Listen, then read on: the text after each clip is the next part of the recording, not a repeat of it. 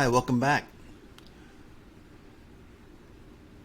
In this slide, we're going to talk about the pros and cons of short sale alternatives. This is because we're preparing to put together our homeowner presentation. This is our initial homeowner presentation, the one that we're going to make to both the husband and the wife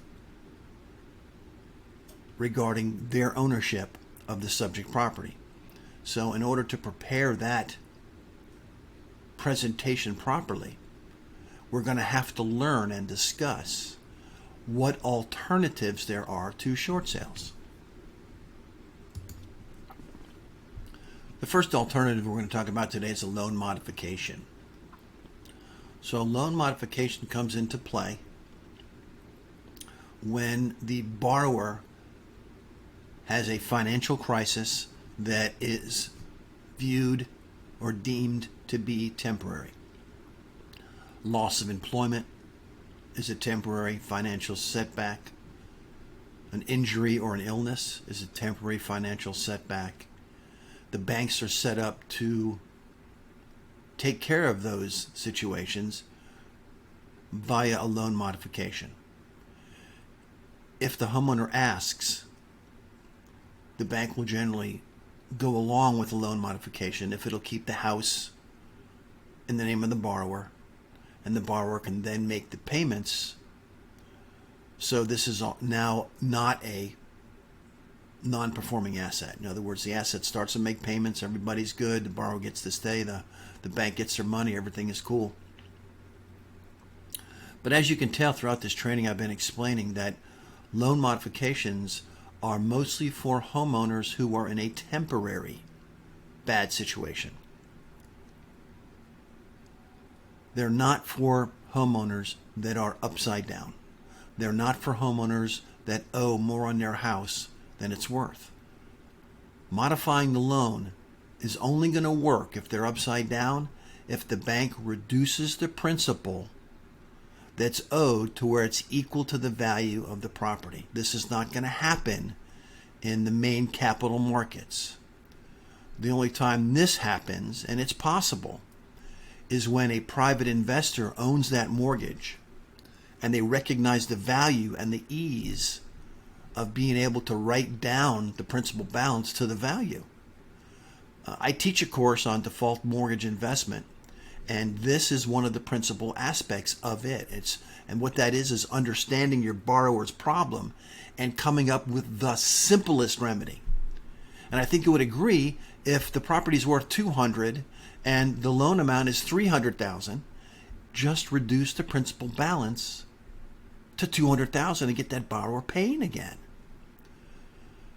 But that also presupposes that you understand the purchase price is pennies on the dollar, so it's a little more complicated than just the way I'm identifying it here. So if you want something to do with my mortgage default mortgage class, take a look for it. It's on this website or this platform. Anyways, loan modification is only for temporary people. Okay, deed in lieu. What that is that's when the borrower signs over their property to the lender via quitclaim deed and agrees to move out. The bank then takes possession, does all the repairs, all the maintenance, prevents the vandalism, does the updating, sells it, and then whatever they sell the property for, if they don't receive the amount of money that they loaned, plus interest, they're going to issue a 1099-C. And you see that 1099-C is all the way in the bottom. We'll talk about that last. So deed in lieu is definitely an idea to get out of it, but it's going to bring consequences, because if you do a deed in lieu, your credit is going to take a ding of about, I think it's between 5 and 7 years with a deed in lieu.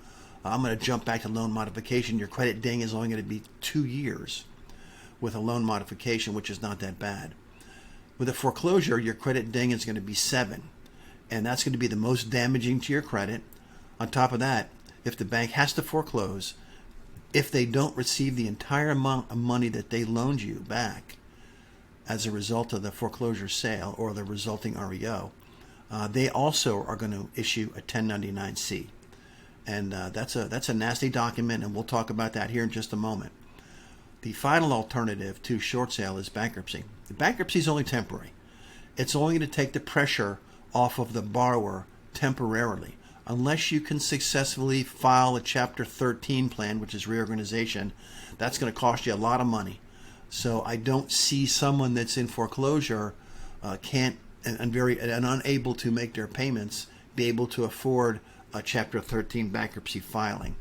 But in any event, the bankruptcy is only a temporary hurdle for the bank because the bank's lawyers can easily go into bankruptcy court and ask for relief from the bankruptcy for the security for the loan. They're not going to sue you in the foreclosure on the note.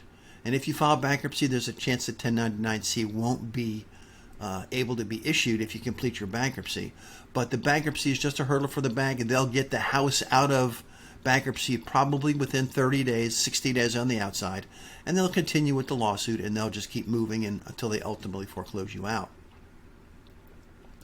Now let's talk about 1099-C. A 1099-C is a forgiveness of principal document that the lender would issue to you and copy the IRS.